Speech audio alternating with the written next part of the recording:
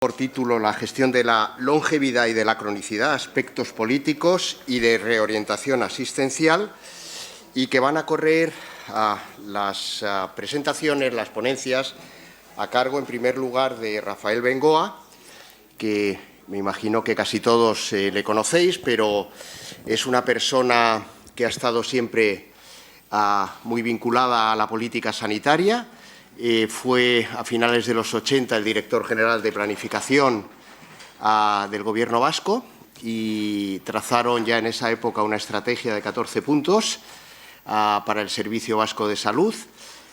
Posteriormente ha trabajado muchos años en la Oficina Regional Europea de la Organización Mundial de la Salud. Ha vuelto a ser alto cargo, en este caso consejero de Sanidad del Gobierno vasco. Ha asesorado a la Administración Obama en la reforma sanitaria del sistema norteamericano de asistencia sanitaria y actualmente trabaja en la Universidad de Deusto, donde dirige a una escuela de negocios relacionada con la asistencia sanitaria.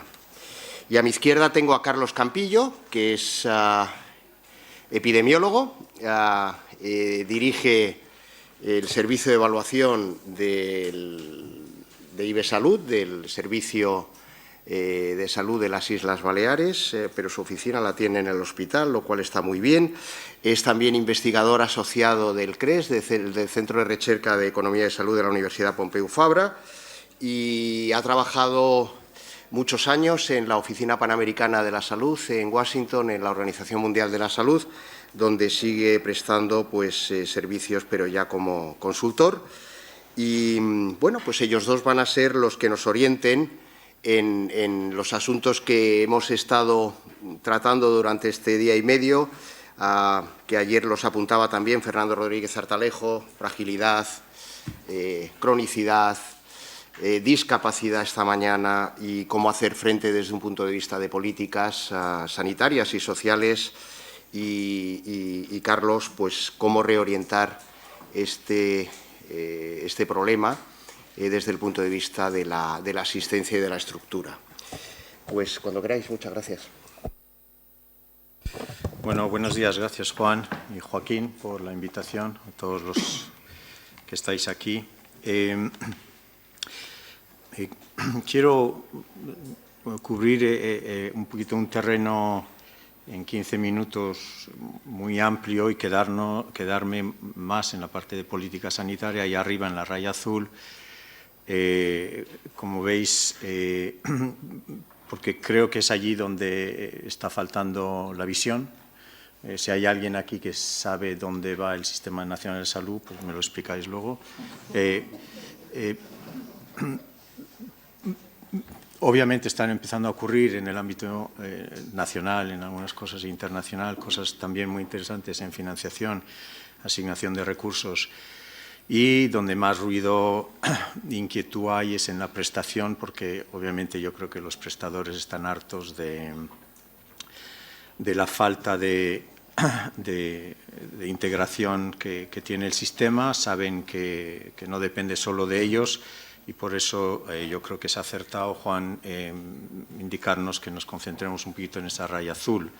También obviamente están ocurriendo muchas cosas en el ámbito del paciente que comentaremos. En esta gráfica también lo que está ocurriendo en algunos países es que se están empezando a alinear los 3 niveles, incluso el 4. En España tenemos perfectamente desalineados los 3. Entonces, es normal que abajo haya muchas de las tensiones que se están viviendo. Creo que lo que es importante es llenar ese espacio en la política sanitaria. Quien esté en el Gobierno va a tener que rellenar eso. Si no rellena eso el ámbito nacional, yo diría ya al final de este año, rápidamente diciendo nos tenemos que ir a un sistema mucho más sociosanitario, las cosas que habéis estado hablando. Si no se rellena ese espacio, pues yo creo que hay 3, 4, 5 comunidades autónomas que tienen que liderar. simplemente aceptar que va a haber otra vez otro vacío, como en los últimos 10 años, y hay que rellenar eso y habrá que rellenarlo desde el ámbito de las comunidades autónomas, cosa que ya se ha hecho también en algunas comunidades autónomas, pero que yo creo que es, como comento, si no se llena, pues habrá que poder llenarlo desde una comunidad autónoma, pero a nivel de una región. Sabéis y habéis hablado y oiremos más, pero obviamente en los próximos 8 años nos va a ocurrir lo mismo que en los últimos 40 y obviamente pues no estamos preparándonos para eso. No nos hemos preparado para lo que ha estado pasando en los últimos 40 años, entonces tenemos que ver si aceleramos el paso, porque en los próximos 8 años va a ocurrir lo que ha ocurrido en 40 demográficamente y por lo tanto hace falta que en el entorno de política de salud se entienda cuáles son las consecuencias de esta foto. Esto ya lo habréis visto 1000 veces, pero el perfil de morbilidad por grupos de edad pues va cambiando. Como podéis ver, hay a partir de los 65 años, nuestros cuerpos no les gusta nada tener solo una enfermedad, nos gusta pues tener varias, y entonces animamos digamos, la presión sobre los sistemas de salud, pues obviamente tiene que poder hacer frente a esto y no lo está consiguiendo. No tenemos un sistema que consiga atender pues, lo sociosanitario que se sobreentiende en esta parte derecha de la columna. No estamos ahí ni mucho menos. Por lo tanto, por resumir, hay muchas más personas mayores, hay muchas enfermedades a la vez. Sabéis que ese 4% de la población consume alrededor del 60% de los recursos. No los estamos gestionando de una forma especial. En España se calculan 500.000 de demencias seniles y 1.100.000 dentro de 20 años. Todo eso en un marco de epidemia de soledad y obviamente la gente no está muriendo donde quiere morir. Se entiende que la mayor parte de la gente quiere morir en casa y se están muriendo casi todos en los hospitales. Por lo tanto, hay que trabajar el tema de la muerte digna de una forma muy, muy diferente a la que se está dando en estos momentos. Entonces, este panorama que explico muy rápidamente y que habéis estado viendo, pues obviamente es realmente curioso que todavía hay alguien que cree que esto se arregla con más hospitales, pero básicamente sabemos que tenemos ya desde hace tiempo que tener que hacer otra cosa y la buena noticia es que mucha gente está haciendo otra cosa y tenemos mucho que aprender de lo que están haciendo otros, que no va de, obviamente, reforzar el lado de los hospitales, van a hacer falta, obviamente, en los hospitales en cierto sentido, pero hay que hacer otra cosa. ¿Qué ofrecemos? Pues muchísima fragmentación, hemos conseguido fragmentar prácticamente todo lo posible. Esto es de una cosa de salud mental, pues alguien ha decidido que la salud mental se hace de un lado y la salud física se hace de otro, como si no fueran la misma persona. Y entonces eso lo hemos fragmentado lo sociosanitario, la primaria hospitalaria. ¿Y quién fragmenta? Pues los de arriba. Por ejemplo, ahora va a haber una nueva ministro de Salud. Probablemente lo primero que va a hacer es nombrar un secretario de Estado de Servicios Sociales y otro de Sanidad. Y ahí empieza. Ahí es donde empieza todo el asunto. Y entonces luego ya eso tiene consecuencias económicas y luego esas mismas personas luego dicen a los prestadores sociosanitarios, por favor, trabajar juntos.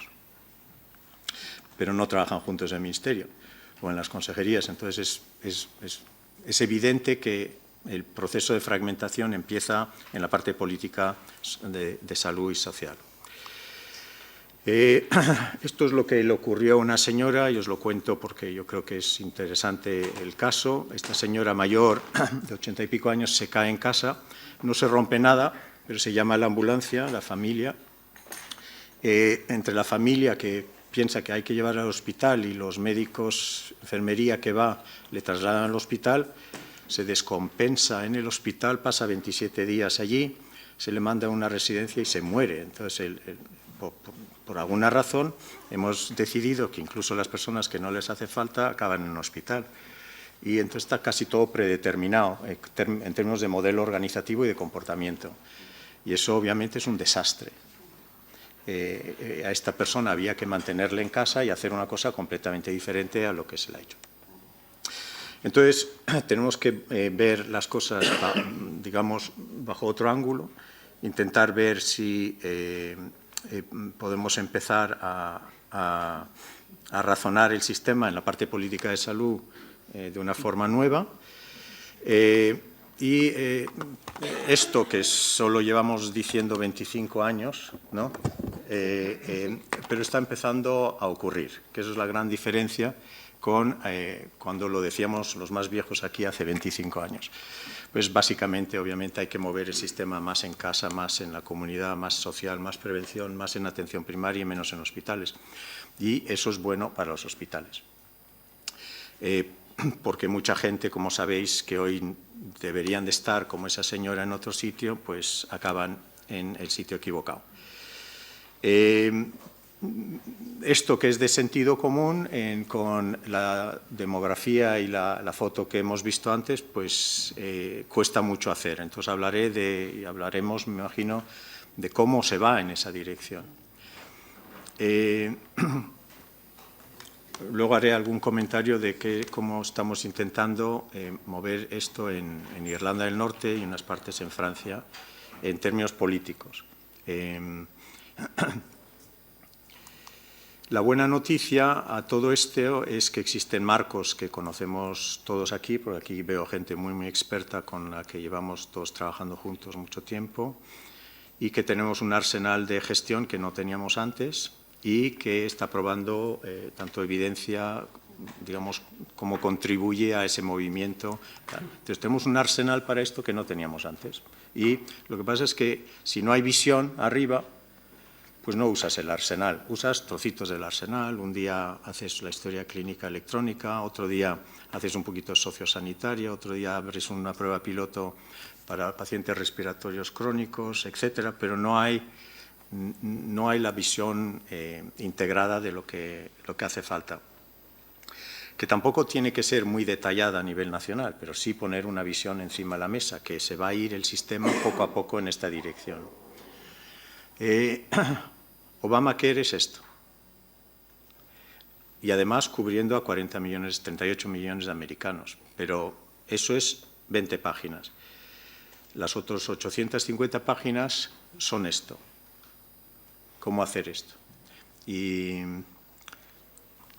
para que no os tengáis que leer 850 páginas, pues simplemente es esto. Entonces, la buena noticia es que están usando el arsenal de gestión, se está usando en el norte de Europa, se está usando en partes de España, se está usando, no se está usando en Francia, en partes del Reino Unido se está haciendo, y yo creo que es muy, muy interesante pues, aprender de esos movimientos, como alguien comentaba antes. Si nos quedamos en ese modelo perfectamente fragmentado de gestionar estructuras versus gestionar sistemas, de alguna forma, pues obviamente seguimos pensando que hay que resistir y rezar en lugar de montar un modelo mucho más integrado local. Ese sistema no quiere decir Sistema Nacional de Salud, quiere decir un sistema local de salud, integrado o por lo menos coordinado. Y ahí están pues, todas las piezas sociosanitarias y políticas que pudieran aportar a la salud sociosanitaria de esa población. Esto está ya en 4 legislaciones y ya está tomando cuerpo. Y el abandono progresivo de un modelo de gestión de estructuras pues es lo que queda pendiente. En España yo creo que todavía nos hemos quedado demasiado aparcados en el modelo de gestión de estructuras, incluso en Euskadi, donde llevamos ya pues, toda la legislatura anterior y esta moviendo piezas para que fueran en este sistema, pues cuesta muchísimo. Y he visto antes un slide de que ponía el documento vasco y ponía teoría, pues es interesante, pero bueno, el movimiento se ha dado en parte, pero esto cuesta arriba, hay que admitir que esto cuesta arriba. Esto es el arsenal, no entro en el detalle, los voy a pasar a todo correr, pero los conocéis todos. No sabíamos hacer el 70% de esto, no teníamos las tecnologías, por ejemplo, que ahora permiten por receta electrónica estratificar, empezar a tener la historia clínica electrónica, no sabíamos mucho de los nuevos roles de enfermería, cómo apelar al tercer sector, etcétera, etcétera. Entonces, yo creo que ahora todo esto está en nuestras manos y hablaré con un poquito más de detalle de uno o dos de ellos. Pero yo sería muy positivo con el potencial que tiene España de hacer estos cambios, no solo por el arsenal, sino por lo que viene de antes, desde la época de Lluc, que tenemos más mimbres que otros para usar estos marcos de trabajo que conocéis, la estratificación de riesgo, el crónicos, modelo de crónicos y la triple meta como modelos de trabajo que los que llevamos en esto pues muchos años, pues ahí siguen como liderando intelectualmente el modelo, pero es parte de un arsenal muy, muy fuerte que simplemente hay que poner en función. La triple meta, por ejemplo, aparece ya claramente en la legislación americana, escocesa y de Irlanda y sueca, y por lo tanto empezamos a ver que desde el ámbito de política de salud hay gente que está diciendo sí, estos son mis marcos de trabajo, esto es lo que me ayuda a llevar el sistema hacia la comunidad. La estratificación, esta es la estratificación de los vascos, pues simplemente para que veáis, se puede estratificar relativamente rápido, no es perfecto, ha habido muchos dolores de cabeza, hay quejas, etcétera, de encaje de ciertas cosas, pero básicamente podéis ver que hay 43.000 vascos que gastan el 60% del presupuesto y no los estamos gestionando de forma especial y ahora poco a poco sí se están gestionando de forma especial y los demás también. Teletodo, no hace falta que entre, pero podemos teletodo. Podemos hacer una gestión de precisión también bastante importante en lo que es la coordinación y los cuidados integrados, hablaremos más de la historia clínica, el empoderamiento de pacientes, todo ese arsenal está allá ahora y si uno lo piensa en términos de intervención de política de salud, pues obviamente ve que tiene muchos instrumentos en las manos para hacerlo. Sí hay mucha tecnología, pero como dicen los galeses, the heart needs a face, y sabemos que el corazón, sobre todo en lo social, y en la gente, si vamos a tener más servicios a domicilio, pues necesita una cara. Pensar que la tecnología solo va a lograr lo que queremos lograr sin luego acompañar con recursos humanos y más profesionalizados, etcétera, en términos sociales, pues yo creo que eso no nos va a salir bien. Hace falta acompañar el movimiento tecnológico con un movimiento de recursos humanos más profesionalizados, más activados para esa función en casa. Lo primero, la tecnología tiene muchísimos incentivos externos para hacerse y lo otro pues no tiene muchos incentivos y eso es lo que tiene que hacer la política de salud, pues tiene que asegurarse que el corazón tiene una cara. Esto es lo que sabéis en evidencia que ocurre, ya se ha repetido más, pero en casi cualquier condición crónica los pacientes activados van mejor que los pacientes no activados. Y, sin embargo, según la Escuela Andaluza, solo tenemos unos 25.000 españoles activados entre las comunidades autónomas y nos hacen falta pues 400 o 450.000 pacientes activados. Y, por tanto, eso va muy despacio, hay que acelerar y eso también depende de la política de salud. Es decir, o es una línea de política de salud o es una cosa que se hace los viernes a la tarde un poco. Entonces, ¿y por qué va a ocurrir todo esto? Pues, ¿o por qué está ocurriendo ya en otros países este movimiento? Yo creo que una de las razones, aparte de que tenemos todo ese arsenal, sino que hay uno de este arsenal, que el pagador está cambiando.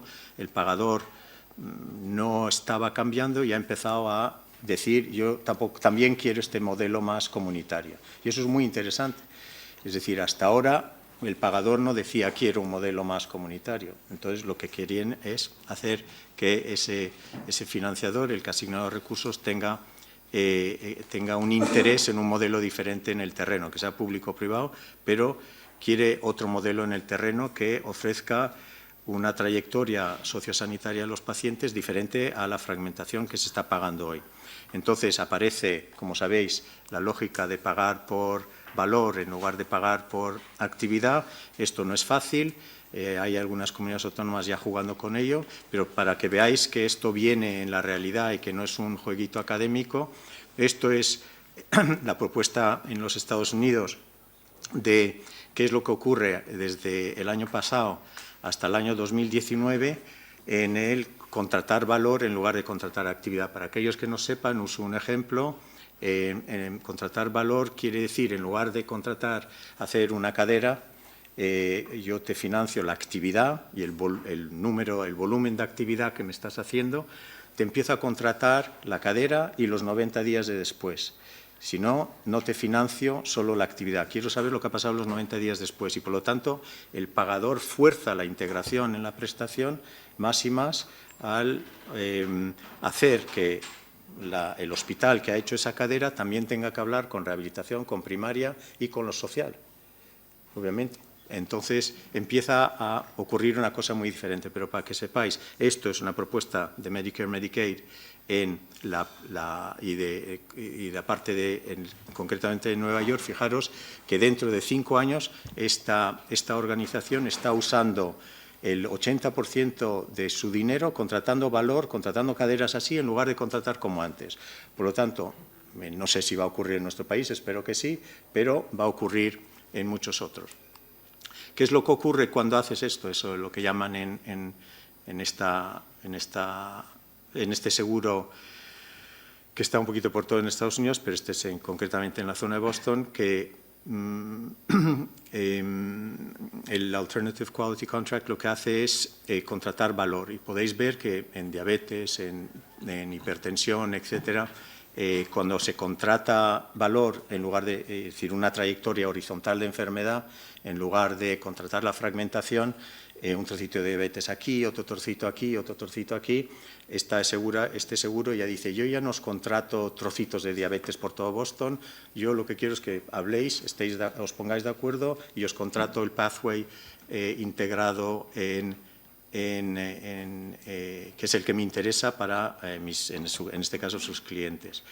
También Medicare, Medicaid está yendo rápidamente en esa dirección, esa es la parte más pública del sistema americano y ya se han puesto todos manos a la obra en contratar. Esto está obligando y está apareciendo, por lo tanto, unas organizaciones en el terreno mucho más integradas, que son las ACOs, que no sé si habéis hablado de ellas, las Accountable Care Organizations, son nuestras OSIs, las EOSIs, nuestras áreas integradas, etcétera, pero allí ya están apareciendo como una organización que ofrece trayectorias integradas y que se ocupa de la salud de la población y no solo de atender clínicamente cuando una persona se ha puesto enferma. Por lo tanto, están en una lógica preventiva y andan, si queréis, trabajando la estratificación de Kaiser de forma ordenada y planificada. Esto es lo que dice New England sobre esto, pero esto ya se hace 2 años, esto ha ido a mejor y la evidencia de este último mes es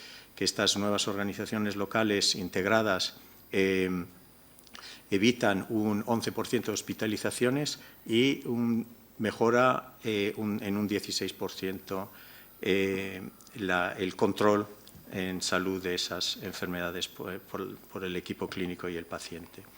Por lo tanto, va surgiendo un nuevo modelo. Creo que en España estamos yendo en esa dirección. Esto es bueno para todo lo sociosanitario. Hace falta que se moje con este diagrama, yo creo, la política de salud, que diga formalmente sí, nos vamos en esta dirección, porque el sistema solo no va en esta dirección. El sistema solo se queda aquí. De hecho, está todo acomodado. Me dijeron unos amigos míos médicos el otro día en Bilbao y dice, pero ¿por qué no nos dejas en paz? Tal, más o menos, porque estábamos muy bien aquí. Ya, pero estáis vosotros muy bien ahí. Pero los que tratáis no están muy bien ahí. Y entonces no les pensamos dejar en paz. Estas son las palabras que usan, pero al final podéis ver que siempre es lo mismo. Siempre es lo mismo, es el intento en Nueva Zelanda, en Irlanda, en Inglaterra, en Escocia, organizar un sistema local integrado. En España se está llamando de distintas cosas. La gente sigue obsesionada con una integración estructural para ahorrarse 4 directivos en lugar de estar obsesionados con lo que hay que obsesionarse, que es con la integración clínica y en una segunda fase la integración sociosanitaria, que no se consigue solo por haber integrado, como sabéis, las estructuras, sino por hacer cosas muy, muy diferentes. Estas organizaciones, ¿qué exigen? Exigen tener una lógica poblacional que no tenemos. Ya me habéis oído, creo, algunos. Yo en el Parlamento Vasco, en 4 años casi, no me han preguntado nunca a ver si he mejorado la salud de los vascos. Me han preguntado un montón de cosas, muy, muy micro o nanos, pero no me preguntaron eso.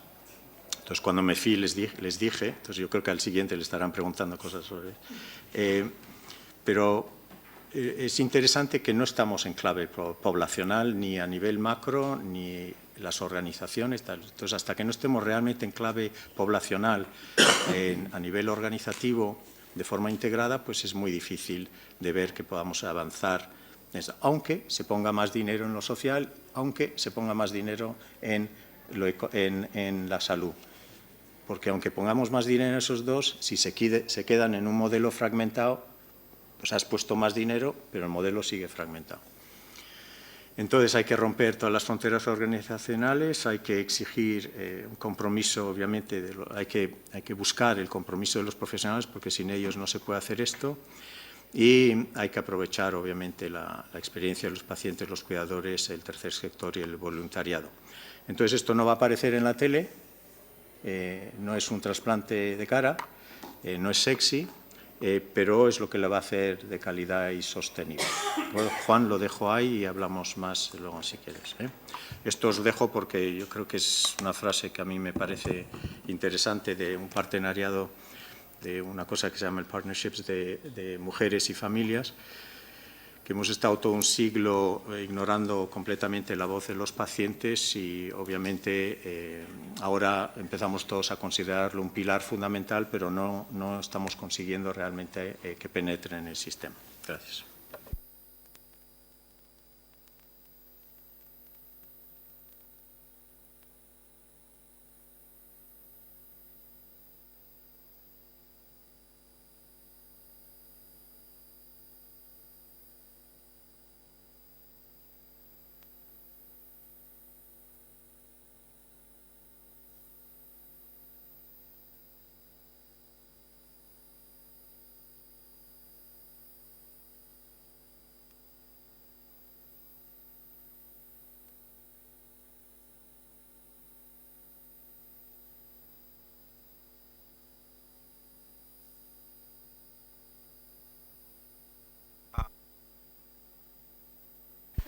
A Juan de Llano no, porque me ha puesto el último.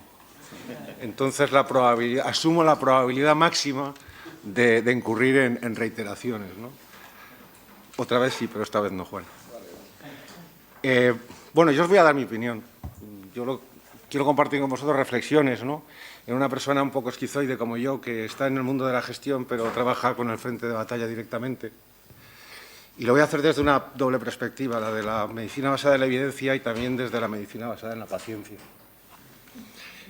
El arranque de esta presentación está inspirado en una reunión que tuve yo la semana pasada con los 42 coordinadores de los centros de salud de la Gerencia de Atención Primaria de Mallorca, ¿no? Y me inspiraron para lo siguiente. Viene un marciano a la Tierra y se da un paseo por los centros de salud del planeta, ¿no? Y cuando recala en España, pues topa con estos centros de salud. Son centros de salud reales. Aquí hay un centro de Tarragona, hay un centro de la derecha de arriba, está en Palma de Mallorca, y los otros no me acuerdo, creo que es uno de Alicante. Y entonces escucha una conversación, entra en el centro y escucha una conversación de un corrillo que hay de médicos que están diciendo algo que ya está plasmado en vuestro plan estratégico de Euskadi, ¿no? Dice, pues es que no tenemos estratificada la población, no tenemos enfermeros de caso, tampoco tenemos recordatorios clínicos rutinarios, está fragmentada la atención, no tenemos paciente activado, los que tienen que estar telemonitorizados no lo están. El marciano alucina. Alucina porque él cuando ve esto pues piensa que la conversación va a trascender por otros derroteros, ¿no? Se está acercando al centro de salud este señor conducido por esta señora. Esta señora es de Santa Cruz de la Sierra, Bolivia. La probabilidad de que acertéis qué enfermedades tiene este señor pues ya es muy alta, ¿no? Ya lo era antes, pues más después de estas 2 jornadas, ¿no? Esta señora tiene artritis reumatoide, tiene 60 años, se tiene que regresar porque los papeles, se queda sin papeles, ¿no? Y hay algún médico de familia que dice, fíjate tú lo que voy a tener que hacer yo hoy en la consulta. Voy a tener que atender a este señor y voy a tener que hacer encajes de bolillos para que esta señora no se vaya, porque este señor solo tiene a esta señora para que la atienda, ¿no? Siguen hablando los médicos y el marciano sigue prestando oídos a lo que dicen. Dice, claro, es que fíjate, este centro de salud depende de ese hospital, entonces yo accedo a la historia clínica de este paciente, pero hay pacientes que vienen, que dependen de otro hospital y no puedo acceder a la radiología. Y a las pruebas de laboratorio tampoco, ¿no? Es que, claro, es que los sistemas no hablan entre ellos, ¿no? Y el otro le dice, bueno, claro, fíjate, es que yo cuando pido una prueba de diagnóstico por imagen o por una prueba de bioquímica, claro, yo la pido urgente, la pido preferente o la pido ordinaria, y yo es que realmente, la pida como la pida, no sé cuándo va a llegar esta prueba, ¿no? Estoy dando una visión poblacional. Sé que hay lugares donde esto funciona mejor y en otros donde lo mejor no me interesa lo peor, que es lo que hay que arreglar primero, ¿no? Y claro, fíjate, pues yo, esta paciente la vi yo el otro día y, claro, se puso mal, tuvo una descompensación de la insuficiencia cardíaca y como no hay centros sociosanitarios donde puede ser atendida, pues acabó en el hospital de referencia. El hospital de referencia donde, fijaros los pasillos de urgencias cómo están. Esto es una imagen muy familiar. El que se pasea por el frente de batalla, pues esto es algo como relativamente habitual, ¿no? Bueno, y cuidado que le ocurre a esta mujer, porque, claro, si estuviera atendida en el centro donde mejor la pueden atender, y ya sabemos a estas alturas qué centro es, pues a lo mejor la probabilidad de que acabara en una unidad de cuidados intensivos de un hospital de agudos, pues con todas las consecuencias que ya sabemos que tiene, pues a lo mejor sería mucho más baja, y no lo es, ¿no? El riesgo no es bajo. Siguen hablando, ¿no? Y dicen, fíjate, la atención primaria sigue partida en 2. Esto es una reivindicación de centros de médicos de familia de la provincia de Valladolid. Que dice, seguimos partidos en 2. ¿En qué sentido? Pues que tú, en tu centro de salud nuevo, tienes acceso a todas las pruebas complementarias, a toda la maquinaria, ¿no? Todo el arsenal tecnológico que necesita un médico de familia para funcionar, comillas, en condiciones normales o eficientes. Y, en cambio, hay centros donde no tenemos acceso a toda esa tecnología. Hay una falta de equidad entre centros de atención primaria, ¿no? Pero vosotros, ¿a qué tenéis acceso? Pues, ¿cuál es vuestra cartera de servicios? Hombre, pues fíjate, no sé, así como hay lugares donde tienen una cartera de servicios actualizada en relación con la cartera de servicios de atención primaria y en salud, ¿os acordáis? Yo también formo parte de los más mayores.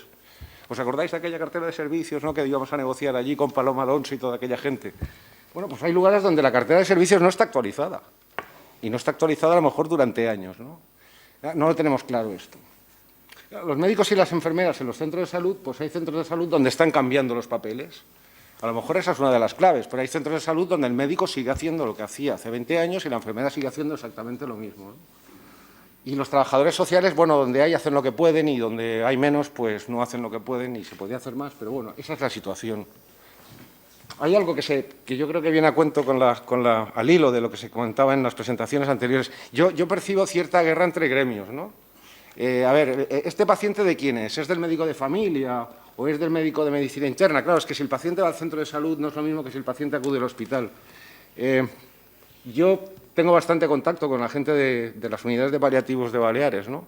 Y algunos me dicen, hombre, pues yo es que reivindican, lo digo a las claras, ¿no?, reivindican el derecho a su especialidad, y hay algunos que dicen, hombre, A lo mejor el oncólogo o el internista o el cardiólogo que está viendo insuficiencias cardíacas crónicas, ¿no?, que se descompensan a menudo, los EPOs crónicos, a lo mejor, si aprendiéramos y nos formáramos bien, pues también podríamos prestar cuidados paliativos. Yo no me decanto, y mucho menos aquí en público, y hoy que no he venido con mi abogado, hacia un lado o hacia el otro, pero lo pongo sobre el tapete porque creo que es un tema de debate. Bueno, está fragmentado, ya lo sabemos, ¿no? Esta señora también estaba en el centro de salud y es una de las N señoras y señores mayores que acuden al centro de salud, que los médicos de familia aquí presentes me corrijan si me equivoco, a implorar al médico de familia que les explique qué les han recetado y cómo deben tomarse esa medicación. Que no son 2, ni son 3, ni son 5, sino que a veces son 13, 14 o 15 medicamentos, ¿no? ¿Hay sobrediagnóstico? Sí. ¿Hay sobretratamiento? Probablemente también, ¿no? Y hay problemas de seguridad. Alguien nos mencionó en la charla, en una de las presentaciones de esta mañana. Tenemos información, no para todo, pero sí para algunas cosas. Hace años ya, ¿no?, se hizo el estudio ENEAS de seguridad clínica, seguridad del paciente en hospitales, se ha hecho en atención primaria, conocemos más o menos, ¿no?, habida cuenta de las limitaciones que tienen los estudios transversales, cuáles son los problemas de seguridad más frecuentes, qué hay que hacer frente a ellos, etcétera. Y también, a pesar de que el estudio que se hizo en centros sociosanitarios en seguridad del paciente no se hizo con un corte transversal como los anteriores, sino que se hizo por consenso entre expertos, pues también sabemos cuáles son los riesgos para la seguridad clínica de todas las personas mayores, ¿no?, que ingresan en un centro sociosanitario. El marciano dice, bueno, esto es un centro de salud, ¿y cuán extrapolable es todo esto? ¿Esto se produce en todo el país o no se produce? ¿Hay variabilidad intracomunidades autónomas, entre comunidades autónomas? Y el otro, hay uno allí, un poco irónico, que le dice, pues no lo sabemos, porque esto, la evaluación es como una dramaturgia sin último acto, ¿no? Es decir, vas al teatro a una obra en 3 actos y al acabar el segundo acto se baja el telón, se enciende la luz y te dicen que a la calle. Esa es la evaluación, el tercer acto, ¿no? No quería reiterarme, pero digo, claro, yo ayer por la noche estaba preocupado, se lo decía a Manu, ¿no?, a Manu Goñi, digo, ¿yo qué digo mañana? Es que está todo dicho, ¿no? Y bueno, lo diré lo mismo, pero con otras palabras, me voy a parafrasear. Dice el marciano, estamos hablando de un tema harto complejo, y él es como muy geómetra, ¿no? Y dice, fíjate, el tema del que nos ocupa estos 2 días es como un icosaedro. Un icosaedro tiene 20 caras y 30 aristas. Entonces, yo, devanándome los sesos hace tiempo, ¿cuánto? 2012, hice una reflexión, ¿no? ¿Por qué muchas de las cosas, de las acciones y actividades que emprendemos, por qué su efectividad observada es menor que la esperada? Y ahí, bueno, pues en un ejercicio, en un devaneo mental, ¿no?, pues empecé a formular una serie de causas, ¿no? ¿Por qué lo que hacemos surte menos efecto del que esperamos? Y digo aquí algunas solamente, ¿no? Es que si el cambio no es sistémico, si el cambio no ataca a 20 caras y a 30 aristas, y lo que hacemos son acciones fragmentadas, no va a surtir, esas acciones no van a surtir el efecto que esperamos, ¿no? Emprendemos acciones, ¿cuántos planes de salud? Borradores o documentos de planes de salud, planes estratégicos hemos visto. ¿Hay alguna comunidad autónoma, como dice un amigo mío, bueno, era un amigo mío de Vitoria, decía, este va a salir en el Guinness de los récords? Hay algunas comunidades autónomas que tienen en 3-4 legislaturas 3-4 planes estratégicos de cuidados paliativos. Y cualquier concordancia entre alguno de ellos es pura coincidencia, ¿no? Esa es la realidad. Cuando ves que se emprenden acciones y ves que se hacen, comillas, estimaciones de los recursos necesarios para acometer esas acciones en plenitud, ¿no? Ves que hay mucha estimación en cuanto al inicio, pero el mantenimiento no se tiene en cuenta, se omite, se soslaya o se subestima. Las cosas hay que empezarlas y hay que acabarlas, y hay que mantenerlas en el tiempo, ¿no? Solvencia. Somos bastante insolventes porque nuestra capacidad de hacer lo que tenemos que hacer en el tema que nos atañe, ¿no?, ahora, ¿no?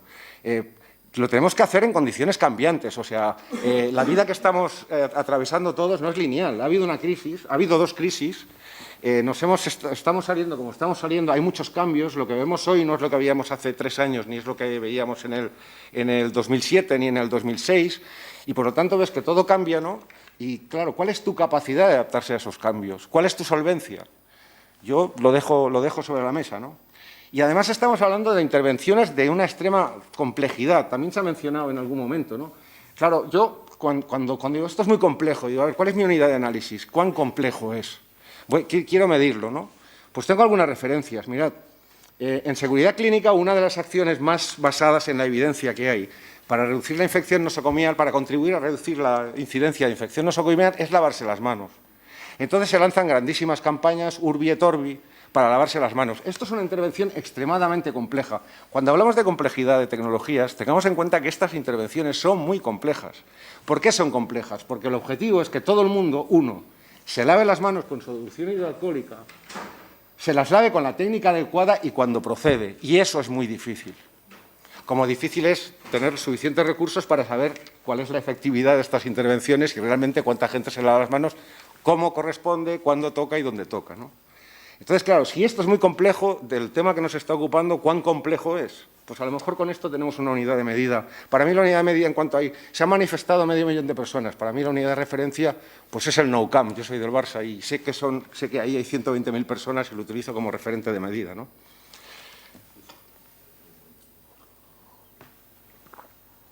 Esto es el primer informe que hizo en el año 2001 la Agency for Healthcare Research and Quality de Estados Unidos, en el cual hicieron lo digo porque me es muy útil para explicar lo que quiero decir ahora. Ellos hicieron una enumeración de todas las intervenciones que se estaban recomendando en Estados Unidos para seguridad clínica, seguridad del paciente, ¿no?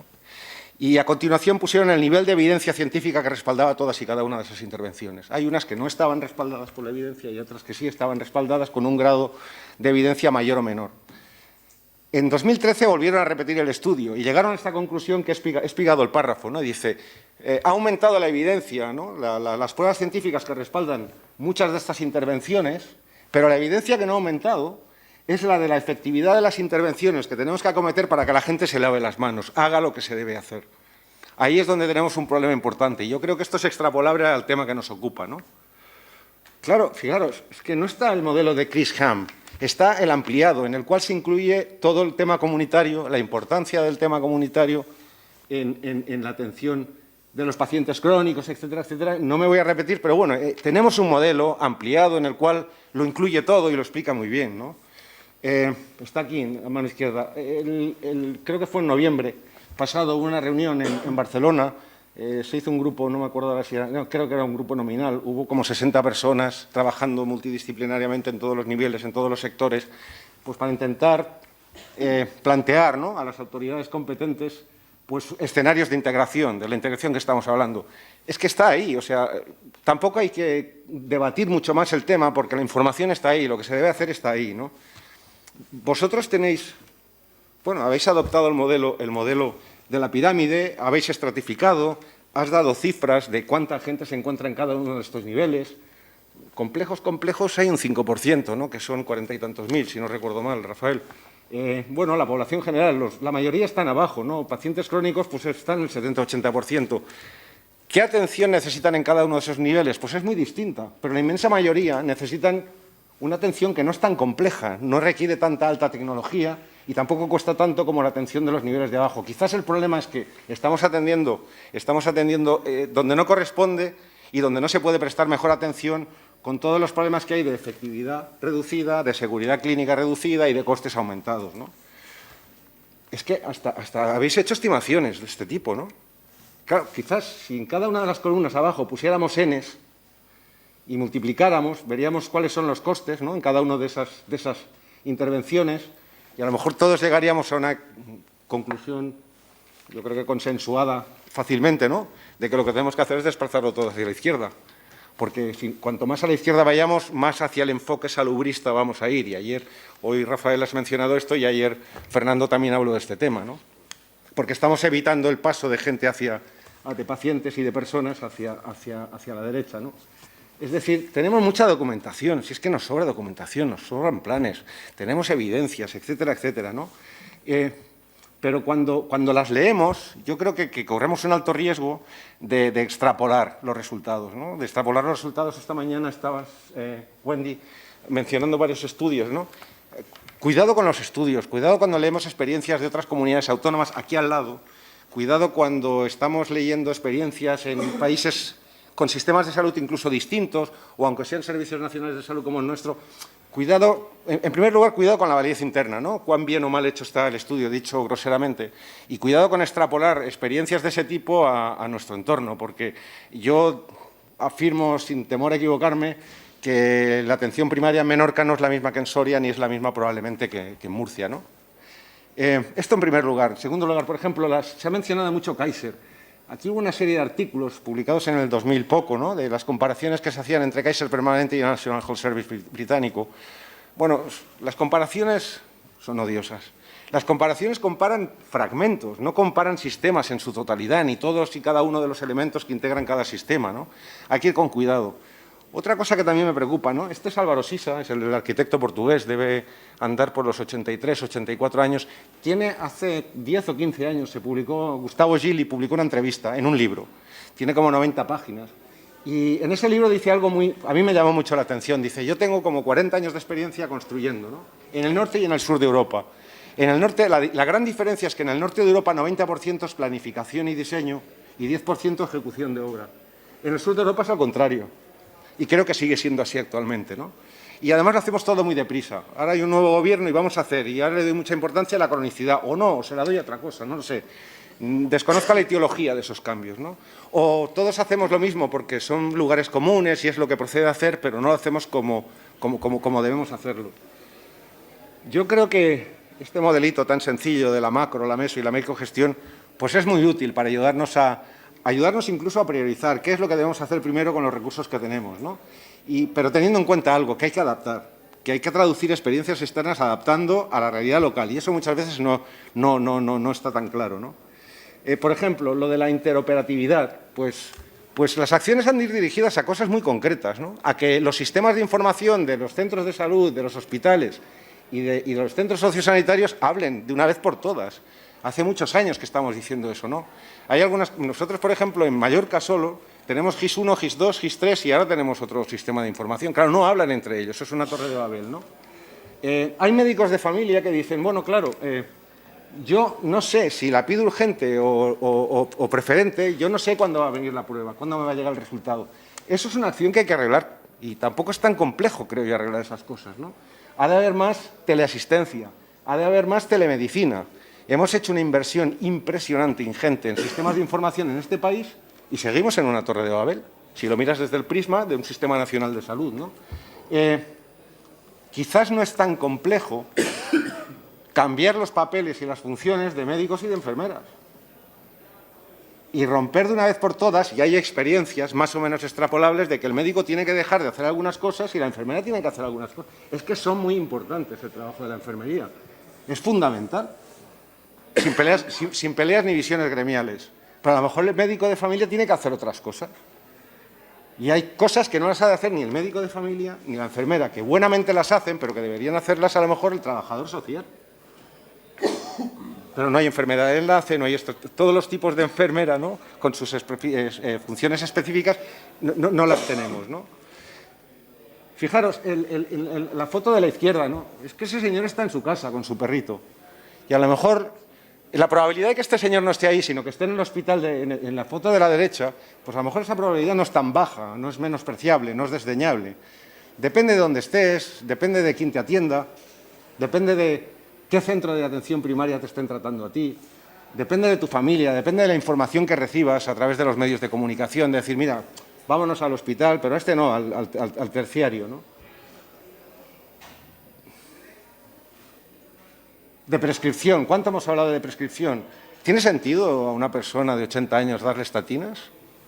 Si no, menciono esto porque es un ejemplo ya como muy trillado, ¿no? ¿Ha tenido algún evento cardiovascular? No, no lo ha tenido. Entonces, ¿para qué le das estatina? Bueno, para bajarle el colesterol, pero si el colesterol tampoco lo tiene, no, pero para prevenir, si es que no previene en prevención primaria la estatina, ¿no? ¿Cuál es la N a nivel agregado en este país de personas como esta pobre señora, ¿no?, que está tomando esto? En cuanto a seguridad, bueno, pues hay muchas maneras de averiguar cuál es tu nivel de seguridad, cuáles son las interacciones que estás teniendo en polimedicados, etcétera, etcétera. También sabemos que hemos de hacer, ¿no?, las espinas de pescado, los diagramas de Ishikawa, para saber en mi centro de salud o en mi hospital, pues qué problemas de seguridad tengo en personas polimedicadas, etcétera. Sé que he de prescribir, se ha de implantar, pero son medidas muy concretas, ¿no? Actualizar las carteras de servicio, adecuar tecnológicamente, facilitar a la atención primaria que haga lo que tenga que hacer y a trabajos sociales que haga lo que tenga que hacer, y a lo mejor estamos pasando un flujo de actividades de otro modo, las estamos reorientando, redistribuyendo, y a lo mejor quizás gastemos menos para tener mejores resultados incluso, ¿no? O sea, seamos más eficientes. A los médicos de familia, este es mi querido amigo Gaspar Tamborero, ¿no? Es médico de familia, estuvo 10 años también trabajando en gestión y hace poco presentó su tesis doctoral, ¿no? Y él reivindica un tema del cual seguramente no hemos hablado, que es la autonomía de gestión. Da autonomía de gestión a los centros, sea valiente, transfiere riesgos, pero la gente tiene miedo. La gente tiene miedo. ¿Quién? La gente de arriba, la gente que manda. Tiene miedo de hacer eso. Sin autonomía de gestión, eso es un grandísimo incentivo para cambiar la manera de trabajar. Pero, por otro lado, también hay gente que es adversa al riesgo y no quiere que su sueldo dependa de otras cosas. Claro, es que tenemos incentivos muy potentes en este país como para aferrarnos al ceteris paribus como a un clavo ardiendo, ¿no? Estos son dos afluentes del Amazonas. Y, hablando de incentivos, yo veo en el frente de batalla, y me comentan colegas, ¿no?, de otras comunidades autónomas, que hay dos incentivos muy caudalosos para mantener el ceteris paribus y que cuando menos hemos de pensar en cuál es la mejor táctica para acabar con estos incentivos tan potentes. Uno es el desincentivo que ha traído la crisis, los recortes, me han quitado sueldo, ¿para qué?, ¿no? Otro es la potenciación de la estaturización. Da igual, como yo ya tengo plaza en propiedad, ¿no?, pues ahora la gente se queja que yo no tengo plaza en propiedad, a ver si convocas oposiciones. Eso es un incentivo muy potente, creo yo, al ceteris paribus y a la loi du minimum effort que dicen los franceses, ¿no? Y tenemos otro, porque en algunas comunidades autónomas se ha implantado una carrera profesional en la cual entras en una aplicación informática y te dice, ¿usted se llama Carlos Campiartero? Digo, sí. ¿Y usted empezó a trabajar aquí el 1 de abril del año tal? Sí. ¿Y ahora tal? Sí. Le corresponde tramo 3. Son 750 euros, 250 por tramo. Eso es un incentivo muy potente a no esforzarse. Ya creo que hay una sinergia, ¿no?, que el término de interacción es estadísticamente muy significativo entre un incentivo y el otro incentivo y además tener plazas en propiedad. No creo que podamos abordar, como piensa el marciano, el icosaedro si no tenemos en cuenta que esto son cosas que también hay que incidir para que algo cambie, ¿no? Mucha formación a todos los niveles, mucha. Y coste cero, dice mucha gente. Claro, es que vas al servicio de salud correspondiente. Yo soy miembro del Comité Técnico de Seguridad Paciente del Ministerio y me siento privilegiado porque tengo una visión muy poblacional, ¿no? Hablas con el de Extremadura, el de La Rioja, el del País Vasco, etcétera, ¿no? Entonces tienes una visión y ves que muchas cosas que pasan en tu casa, pues pasan en todas partes, ¿no? En mayor o menor medida, con mayor o menor intensidad. Y muchos dicen, no, es que ahora, en esta época de crisis, ¿no?, tú vas a emprender acciones de estas que estás mencionando ahora y te dicen, bueno, haz lo que quieras, pero a coste cero. Bueno, hay cosas que cuestan. Está Luz por aquí. Luz dice, nada es gratis, pero hay cosas que cuestan muy poco. A lo mejor reasignar papeles cuesta dolor en el alma, produce almalgia, fastidia. Pero a lo mejor el coste no es tan alto como el coste que estamos destinando, pues, a alta tecnología en un hospital para atender a un paciente que tiene 80 años, 80 más menos 3, y le estamos poniendo un Amplatzer, es un dispositivo para ocluir la orejuela de la aurícula derecha para evitar que tenga un ictus a los 80 años, porque se están poniendo muchos Amplatzers en personas de 80 años, ¿no? A lo mejor hay que empezar a cambiar el flujo y quitar más recursos de allí y reasignarlos y ir bajando en la escalera, ¿no? Teniendo en cuenta lo siguiente, esto Tony Collier lo dijo hace 2-3 años en Barcelona, ¿no?, en el Congreso de Gestión Clínica. Bueno, fijaros, la línea está del medio, ¿no? Este es el presupuesto, no hay más dinero. Entonces, ten cuidado con incorporación de nueva tecnología, porque cada tecnología que entra con su valor desplaza una con su valor. Y si tenemos al final que cuando menos mantener, ¿no?, el beneficio en salud total con ese presupuesto fijo, cuidadito con lo que entra y cuidadito con lo que sale. Este es un artículo publicado en Annals of Internal Medicine a propósito de paliativos el año pasado y me ha llamado la atención y digo, como van a hablar mucho de paliativos y yo tampoco sé tanto de paliativos, quiero decir algo, ¿no? Fijaros, esto está hecho en Medicare en Estados Unidos y han hecho una estimación en el año 2011 y dice, entre los pacientes con los costes más altos, esos porcentajes pequeñitos de pacientes que son los que más gastan, dice, solo el 11% se encontraban en el último año de la vida y aproximadamente consumían el 13% del presupuesto. Y aquí dice, cuidado, porque no es tanto. Si emprendemos acciones con muchos recursos dedicados a a algo que tiene un impacto por exposario tan menos, estamos siendo muy ineficientes, ¿no? Dicho sea de paso, ayer se habló mucho de evaluación económica, y yo qué os voy a contar de evaluación económica, si cuando lo cuenta Fernando ya no hay nada más que decir. Solo voy a decir un par de cosillas, ¿no? Una, yo soy miembro de la Asociación de Economía de la Salud, yo tengo muy presente qué es la evaluación económica, pero quiero subrayar que la evaluación económica es una pieza de un puzzle, no lo es todo. Lo digo porque hay gente que piensa que la evaluación económica es la clave. El umbral, ojalá tuviéramos el umbral, ojalá se cumpliera el BOE que dice que la cuarta barrera, el análisis de coste-efectividad incremental, se debe aplicar como criterio adicional, está en la ley, pero no se está aplicando. Ojalá. Pero tengamos presente que es una pieza más de un puzzle. Es una herramienta extremadamente útil, pero es una pieza más, ¿no? Y lo de los moduladores del umbral para enfermedades raras y medicamentos huérfanos, o por ejemplo para cuidados paliativos o de alta complejidad en este tipo de pacientes, sí, pero siempre y cuando ese tratamiento o ese método diagnóstico sea adecuado.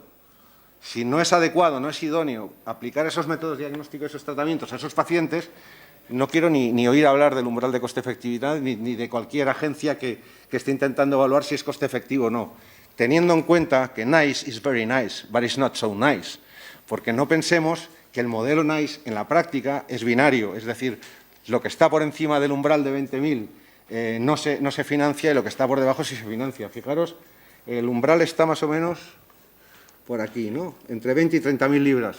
Por debajo, las líneas rojas son tecnologías que no se financian y por aquí las líneas rojas son lo que no se financian, pero por encima de 20.000, 30.000 libras por ABAC hay cosas que se financian. Y dicen además que en la evaluación que han hecho, ¿no?, construyeron un modelo predictivo para ver qué variables eran las que tenían más capacidad explicativa de influencia en las decisiones de NICE de sí o no. Dicen que precisamente el criterio de end of life pues tiene muchísimo peso y que además aumenta varias veces el cumplir ese criterio la posibilidad de que NICE apruebe una tecnología con indiferencia de si supera o no supera el umbral de coste-efectividad.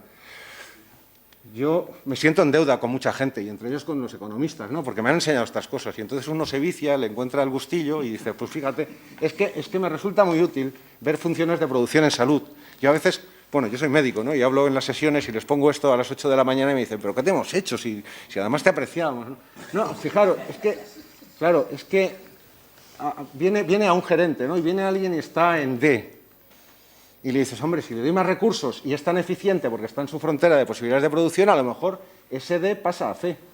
¿Pero qué le digo a si viene a pedirme más recursos? Lo que tengo que hacer es ayudarle para que alcance el punto máximo, ¿no?, su frontera de posibilidades de... Algo tienes que hacer con los recursos, la manera como los gestionas, etcétera, etcétera, para alcanzar tu frontera. ¿Y si viene Z? Entonces, cuando hablamos del tema que nos ocupa hoy, cada uno de nosotros, tú en tu centro de salud, yo en mi hospital, hay por aquí más médicos también. ¿Dónde estamos parados? ¿Somos Z? ¿Somos Bs? Porque a lo mejor si somos Bs, fijaros cuánta cantidad de recursos más consume que C para obtener un incremento de beneficio en salud muy mínimo, muy mínimo. A lo mejor no es tan eficiente, no es tan coste efectivo como C. ¿Dónde estamos cada uno de nosotros? Porque aquí tampoco hay validez externa, cada uno está donde está, en sus condicionantes locales, ¿no? Eficiencia. Y el reverso de la moneda es la equidad. Ojo, porque en este país yo creo que se está empezando a ver esto ya. Dime cuánto tienes y te diré cuán bien te atenderán, porque tú tienes acceso a... No sé si habéis visto esta película, es una película divertida y es una película que para mí ilustra muchas cosas, ¿no? Y la de la derecha, o acabarás estando como en la situación de la izquierda. Esto sí que es falta de equidad. Y bueno, el marciano se va. Y si esto fuera un taller, yo diría, tras esta perorata que os he largado, y os pido disculpas por aguantarme y os lo agradezco, ¿con qué idea se va el marciano en cuanto a la situación que tenemos y con qué propuestas haría el marciano para solucionar la situación que tenemos, ¿no? Pero como no hay taller, pues aquí acabo. Muchísimas gracias.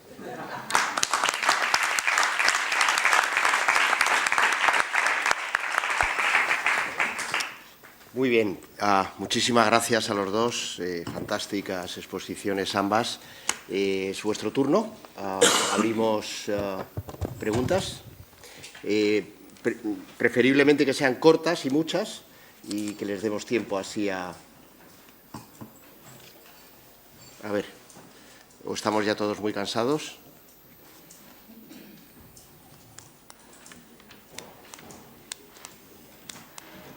¿Alguien se anima? Venga, María Ángeles, gracias.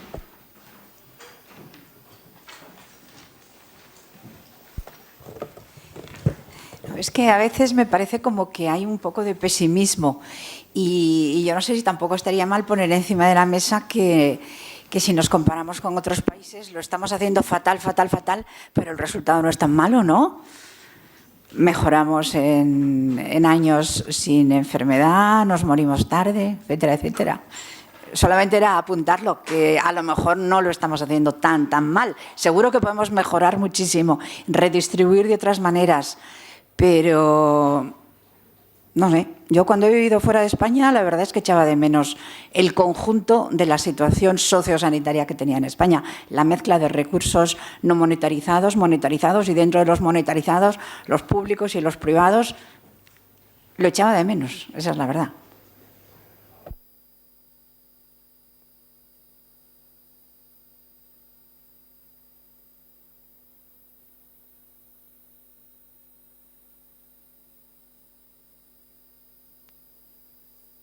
Porque es algo absolutamente necesario si se quiere mejorar, que haya crítica y que se evidencie lo que no funciona.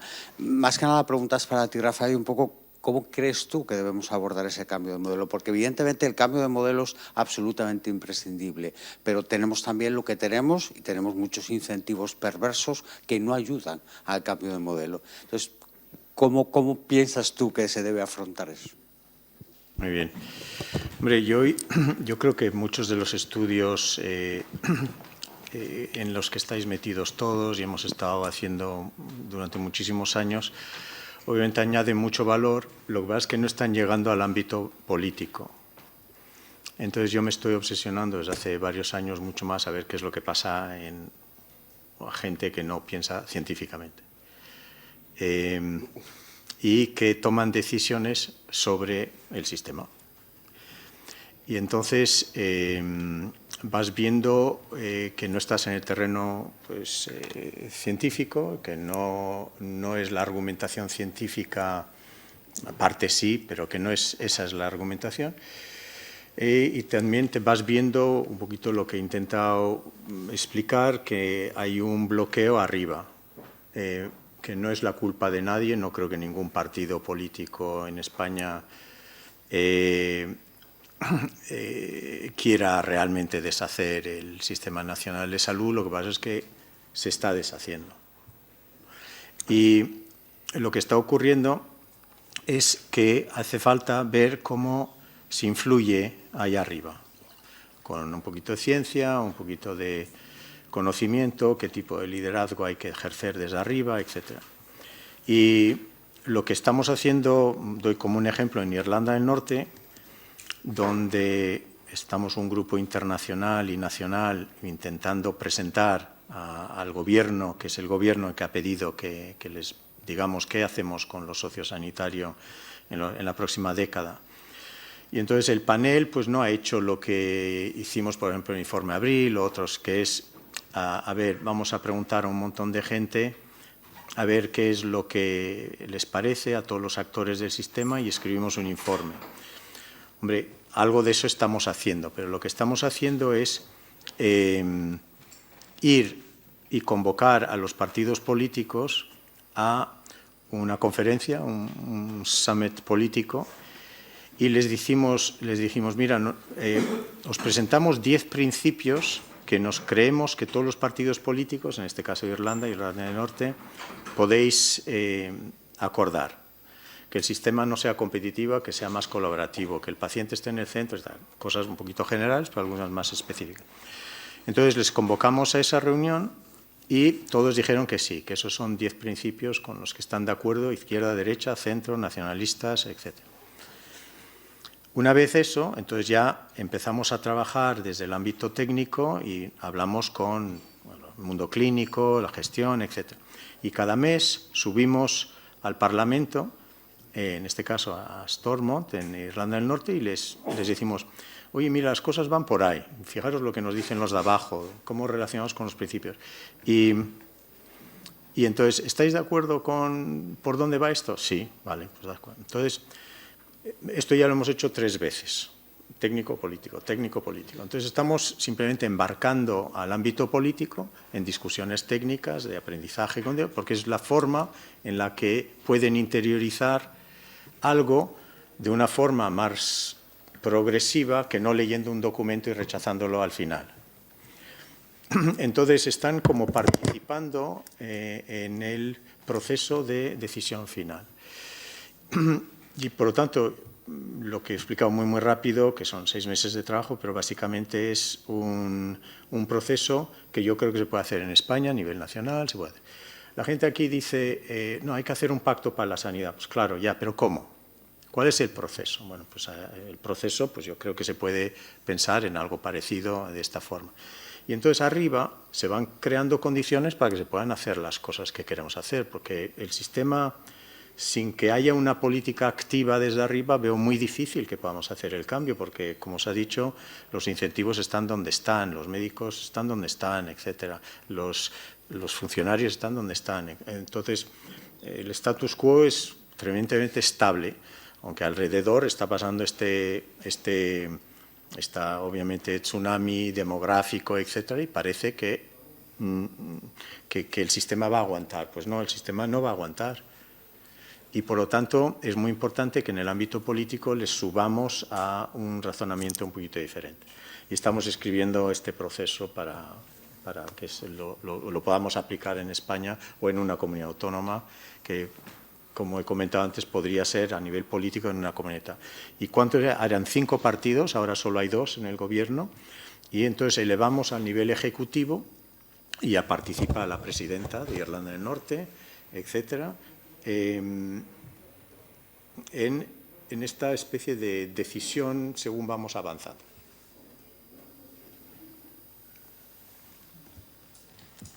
¿Alguna pregunta más? Sí. Sí, adelante, sí. Hola, yo le quería preguntar, bueno, felicitar a ambos ponentes y quería preguntarle a Rafael Bengoa que cuál cree que sería la mayor amenaza para el sistema actualmente. Se está desintegrando, de cierta manera, desde mi punto de vista también. Quisiera saber cuál cree que es a su criterio la peor amenaza para el sistema actualmente. Pues repetir esta legislatura. No hacer nada. Es que no hay que repetir esta legislatura. Yo estoy diciendo, como que no es voluntario, simplemente es que no ha llegado el potencial de respuesta que tenemos, el arsenal, la visión, etcétera, y por lo tanto no está encima de la mesa. Entonces hay que ayudar al ámbito político a no repetir esta legislatura. Esté quien esté en el gobierno, hay que ayudar. Sé tú.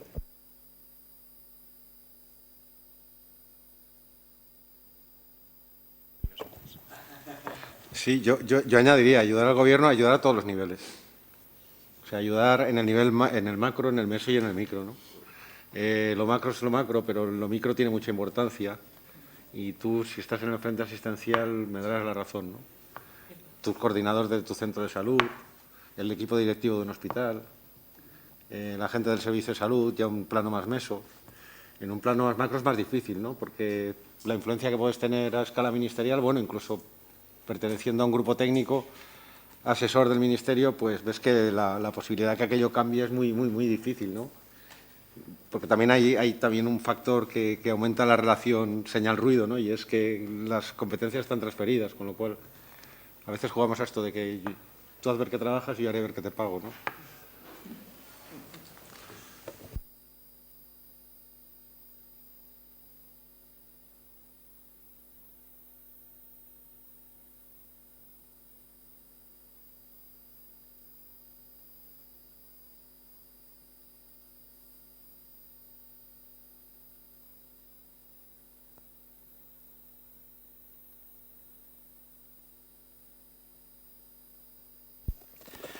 Muy bien, pues muchas gracias a todos. La verdad es que ha sido un placer estas 2 jornadas aquí. Yo he aprendido una barbaridad, no he dejado de tomar apuntes, como seguramente ustedes han visto. Primero, para aprender yo y segundo, pues también para mostrarles de alguna manera cuáles son los mensajes que, sin repetir lo que aquí se ha dicho, porque estaría mucho peor dicho de lo que los ponentes lo han puesto de manifiesto, por lo menos yo me llevo a mi casa, ¿no?, de aprendido, ¿no? Bueno, no, ya señalábamos ayer, hoy desafortunadamente hay quien lo ha repetido, ¿no? Una cosa que sabemos, que es que nos vamos a morir todos, ¿no? Nos vamos a morir todos, efectivamente, y eso es una mala noticia. La buena noticia, que también ayer yo señalaba en una de las intervenciones, es que afortunadamente la medicina pues hace que muchas de las enfermedades sean reversibles, ¿no? Claro, esto en la práctica significa que nos vamos a morir, pero vivimos más. Pero vivimos más, ¿no? Claro, las consecuencias que esto tiene es preguntarse si vivimos más, pero vivimos igual de bien, o acaso el desideratum es incluso vivir mejor a medida que cumplimos años, ¿no? O las consecuencias que tiene el que esto realmente no sea así, ¿no? Generalmente vivimos más, pero no solemos vivir mejor, ¿no?, los años que ganamos, ¿no? Esto tiene numerosos retos porque son decisiones que afectan tanto a la calidad como a la cantidad de vida, ¿no? Con elementos de decisión desde el punto de vista técnico, desde el punto de vista profesional, desde el punto de vista personal, lógicamente, los valores de las personas y incluso del núcleo familiar, ¿no? Y trascendencia económica, ¿no? Ayer pues, se dedicaba bastante tiempo a analizar estos aspectos, ¿no? Por lo tanto, en las decisiones participan profesionales, individuos, familiares, administración, políticos, la sociedad en su conjunto, etcétera, ¿no? Se me ocurre a mí que en las dos jornadas, ayer por la mañana, ayer por la tarde, esta misma mañana, se han tocado aspectos desde ese punto de vista pues, del abordaje de estos distintos retos. Quizás, ¿no?, desde el punto de vista científico, ayer por la mañana, desde el punto de vista económico, ayer por la tarde, desde el punto de vista ético, personal, social, es la mañana, ¿no? Y ya les digo que no voy ni mucho menos a hacer un sumario de las conclusiones, que seguro que ustedes han podido oírlas mucho mejor de lo que podría yo manifestarlas aquí, y además acaban de pasarnos una nota diciendo que van a estar disponibles ya y que por tanto lo pueden ver, ¿no? Pero sí, quizás alguna reflexión, aunque solamente sea por compartirla con ustedes, ¿no? Ayer por la mañana, gracias a María Ángeles, que está por ahí, efectivamente, María Ángeles y al profesor Rodríguez Artalejo, al profesor Durán y al profesor Rodríguez Artalejo, me quedó a mí una visión que quiero compartir con ustedes, que es que yo creo que finalmente el estado de salud y la atención a la salud de la población lo que está midiendo es la categoría de la civilización en la que nos movemos, ¿no? Una sociedad es tanto más civilizada y tanto más avanzada dependiendo de cómo cuide y cómo vigile estas cosas, ¿no? De cómo, tras la percepción de las necesidades, responda de una manera lógica y eficiente, pero también con respeto a las opiniones de los demás, a la opinión del paciente, a la opinión de los familiares, etcétera. Porque, claro, la enfermedad, y esto, por ejemplo, el doctor Rodríguez Artalejo lo señalaba muy bien, la enfermedad cambia. A lo largo del tiempo las enfermedades cambian y el abordaje de las enfermedades cambian. Es más, incluso los avances tecnológicos no significa ni mucho menos que vayan a provocar una mejoría sustancial, ¿no? Podemos tener muchos avances tecnológicos y eso no. Por lo tanto, hay constantes cambios en el estado de salud. Quizás se confirma una vez más que la medicina es, pues, conocimiento, arte y sentido común, mucho sentido común, porque al final todo, también lo recordaba ayer, en medicina todo lo que se pueda hacer se va a terminar haciendo. Por la tarde, he oído toda la evaluación económica que tan ilustrativa fue, ¿no? Me recordaba yo una cosa que había oído a nuestro común amigo Vicente Ortún, ¿no? Aquí lo importante es hacer coincidir lo que es socialmente necesario con lo que es individualmente atractivo. Y yo le añadiría, y económicamente sostenible, porque de lo contrario seguramente no podríamos hacer frente, ¿no? Manuel García Goñi, Fernando Sánchez, José Expósito, el coste al final de la vida, el valor añadido de los últimos años de la vida, cuál es la carga económica que eso supone, yo creo que nos quedaron marcados de una manera, en fin, clara, ¿no? Y precisa, además, ¿no? Con datos en la mano. Bueno, lo de esta mañana yo, si quieren ustedes que lo describa de alguna manera, lo describo como emocionante, ¿no? Ha sido conmovedor en algunos aspectos lo que hemos oído aquí esta mañana, ¿no? Y estaba yo pensando la reflexión que quería dejarles a ustedes sobre lo oído la primera parte de la mañana. Y la reflexión es que el orden de factores sí altera el producto, sí altera el producto. Es decir, a veces pensamos que la medicina efectivamente pues es curar, lo que se dice, ¿no? Curar a veces, mejorar frecuentemente y aliviar y confortar siempre. Pues a lo mejor no es siempre así. A lo mejor tenemos que alterar frecuentemente los factores, ¿no? Y empezar por confortar, empezar por aliviar, ¿no?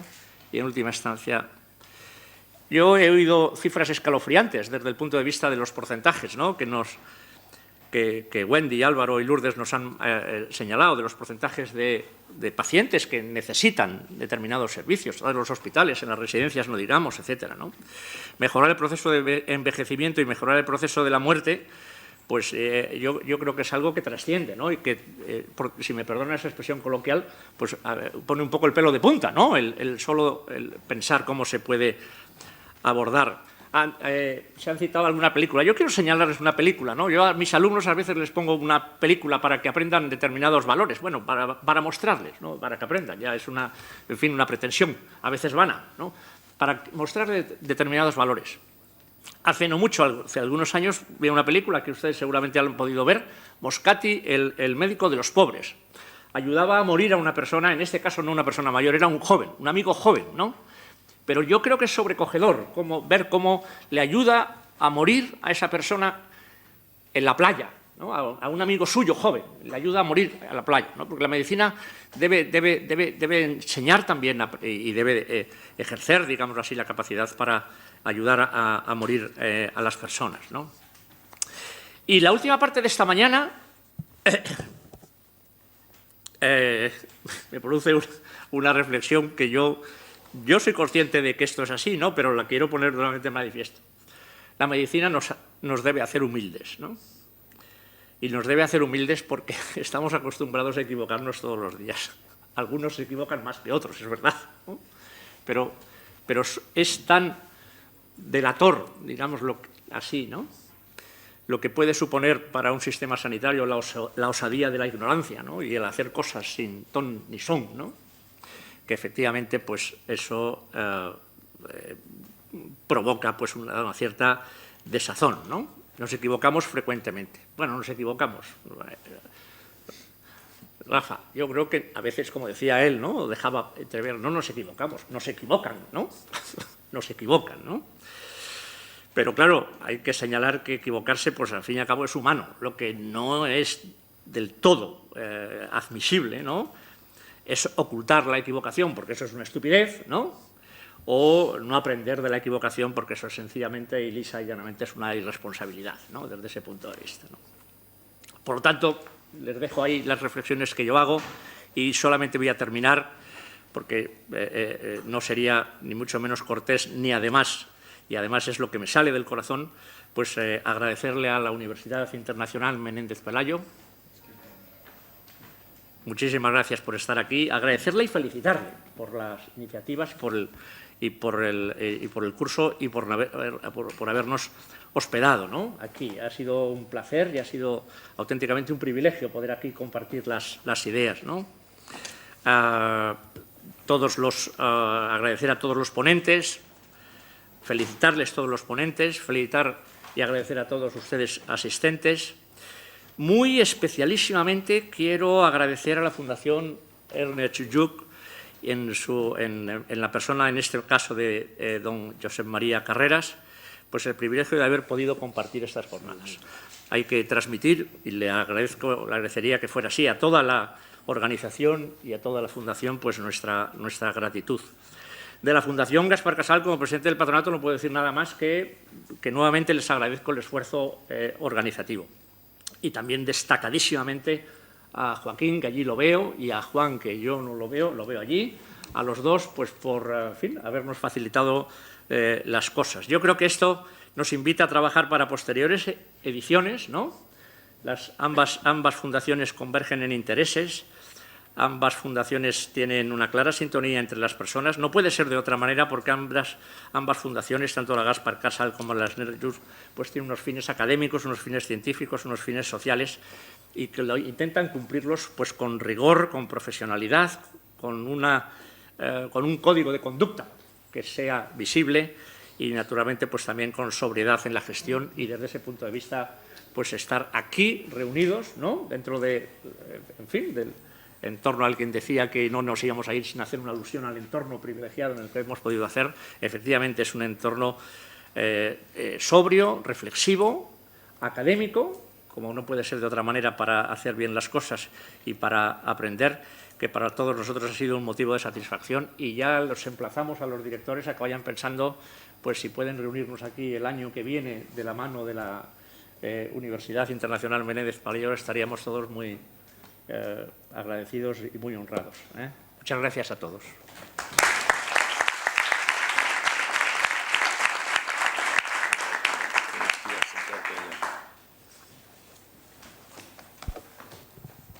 Muchas gracias, don Jesús Millán.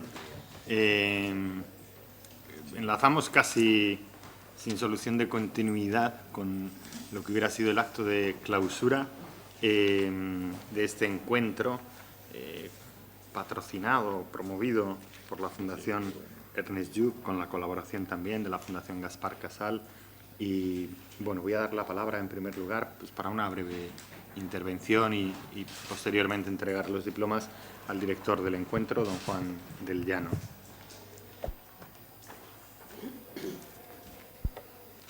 Muchas gracias, secretario general de la Universidad Internacional Menéndez Pelayo.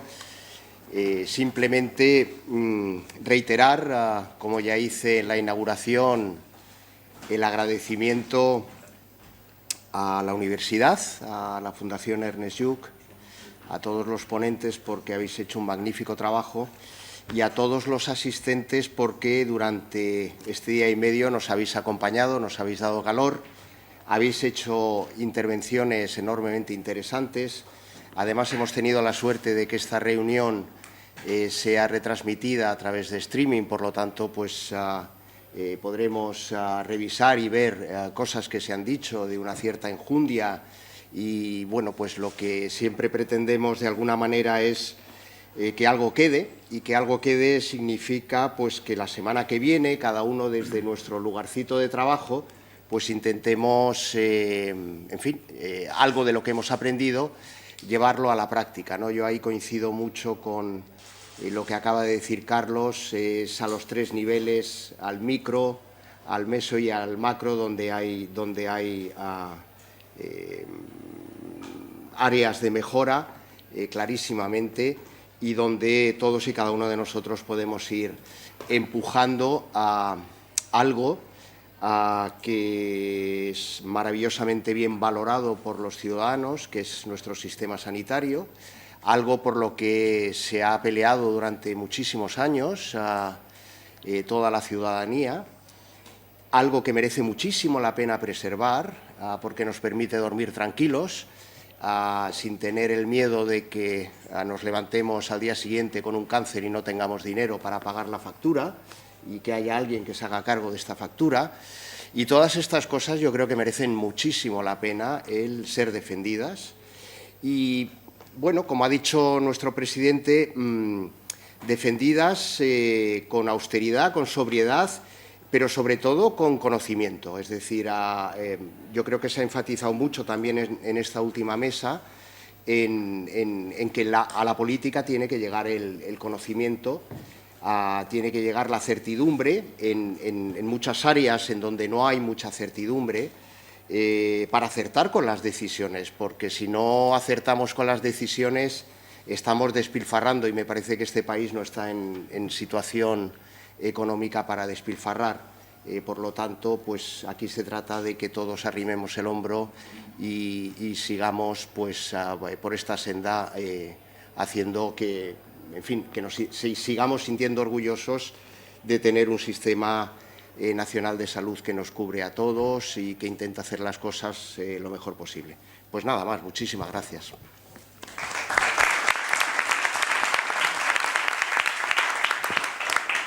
Muchísimas gracias a don Juan del Llano, director del encuentro, también a don Jesús Millán, a quien ya le agradecí hace escasos minutos pues, su intervención y esa conclusión.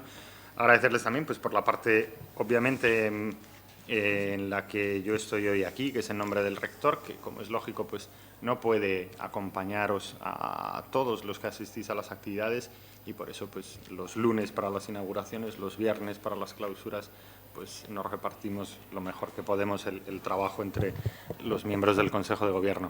Mi agradecimiento, pues eso, a los organizadores, obviamente a ustedes, los asistentes, que son los que le dan sentido y lo hacen posible, a la Fundación Ernest Lluch por su patrocinio y por distintas razones no me voy a extender, pero sí una pequeñísima pincelada.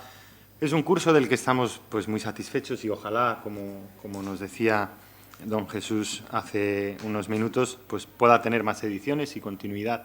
Muy satisfechos por distintas razones. Bueno, mi abuela cumple 100 años la semana próxima. Esta es una anécdota, como es obvio, ¿no? Pero más allá de la anécdota.